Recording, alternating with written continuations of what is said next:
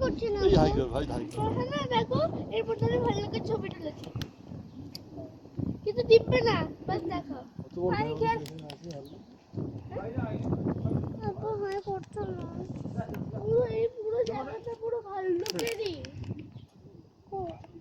এরকম এই পুরো জায়গাটা যেটা অর্ডার করা হয়েছে সেগুলো পুরো ভাল্লুকের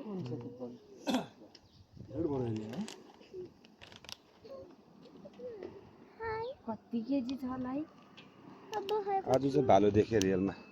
हाँ कति दिन बहुत दिन बाद में निकला ये।